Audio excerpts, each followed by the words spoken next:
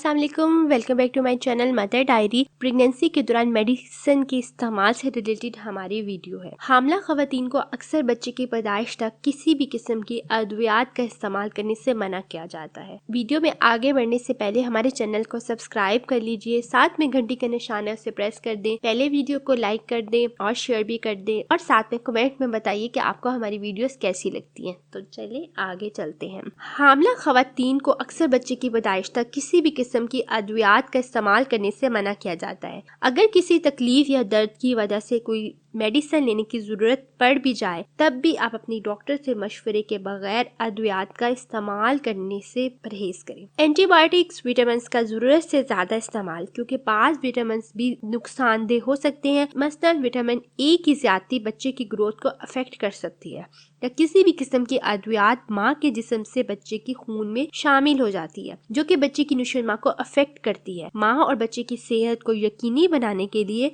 Medicine का इस्तेमाल एहतियात से करना चाहिए। अब हम देखेंगे कौन सी मेडिसिन प्रेगनेंसी में इस्तेमाल की जा सकती हैं। जिन अद्वियात के इस्तेमाल से आमतौर पर हामला औरत और उसके बच्चे को कोई नुकसान नहीं पहुंचता, इनमें पैरासीटामोल यानी कि पैनाडोल वगैरह शामिल है। पैरासीटामोल को आमतौर पर दर्द या बुखार खत्म करने वाली दुआओं में शुमार किया जाता है, जो हामला खवातीन जरूरत के दौरान ले सकती है। लेकिन पैरासीटामोल या पैनाडोल हमल के दौरान सिर्फ इस वक्त ही ली जाए जब इसकी बहुत अशद जरूरत हो, और वो भी बहुत थोड़े अरसे के लिए, यानी 1 या 2 दिन के लिए। जब किसी को भी ज्यादा इलाज की जरूरत हो तो वो पहले डॉक्टर से मशवरा करें। किसी भी चीज का हद से ज्यादा इस्तेमाल, आपको एक बात क्लियर होनी चाहिए, वो आपके लिए नुकसानदेह है। खून बनाने वाली गोलियां फॉलिक एसिड दवा नहीं है, बल्कि ग़िज़ा की तरह जिस्म में खून पैदा करती है। हमल के चौथे महीने से लेकर बच्चे की पैदाइश के 6 महीने तक रोजाना पाबंदी से खाएं। ये गोली खाली पेट से ना खाएं, बल्कि खाने के दरमियान में खाएं। कुछ इंजेक्शन जैसे फ्लू या टेटनस वगैरह के लिए दांतों के इलाज में इस्तेमाल होने वाली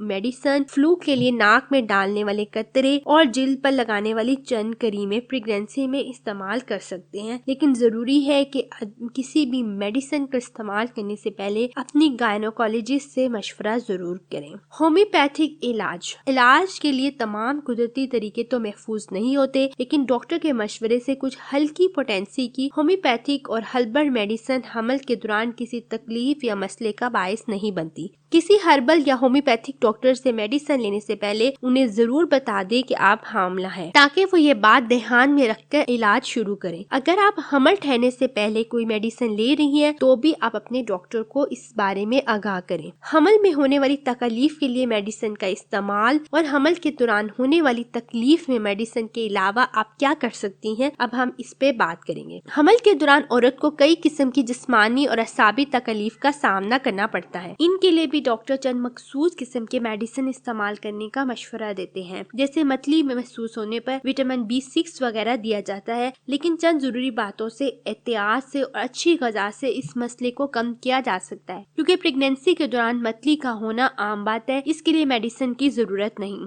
इसके अलावा कमर की दर्द के लिए मेडिसिन के बजाय मसाज या मालिश भी बताई जाती है। ताहम इस बात का ख्याल रखना चाहिए कि मालिश किसी तजर्बेकार मसाज थेरेपिस्ट से ली जाए। हमल के दौरान अपनी डॉक्टर से मुसलसल राब्ते में रहें। इधर उधर से मशवरा लेने के बजाय किसी भरोसेमंद डॉक्टर से मालूमात हासिल करें। कोशिश करें मेडिसिन से ज्यादा अच्छी और साफ सुथरी ग़िज़ा से खुद को सेहतमंद रखने की कोशिश करें। फल, सब्जियों और दूध का इस्तेमाल बढ़ा दें। तली हुई चीजें जैसे बाहर के मसालेदार खाने वगैरह से परहेज करें। रोजाना वॉक और हल्की फुल्की वर्जिश को अपना मामूल बनाएं। खुश रहने की कोशिश करें। आप जिस्मानी और असाबी तौर पर जितनी तंदुरुस्त व तवाना रहेंगी, आपका बच्चा इतना ही सेहतमंद पैदा होगा। लेकिन किसी किस्म की भी मेडिसिन जो डॉक्टर ने रिकमेंड की है, आपकी कंडीशन को देख के उसको किसी भी सूरत में स्किप मत करें। अगर आपको कोई कहता है कि ये हमारी तो मेडिसिन के बगैर ही डिलीवरी होगी, हमें कोई प्रॉब्लम नहीं हुआ, तो वो भी गलत बात है।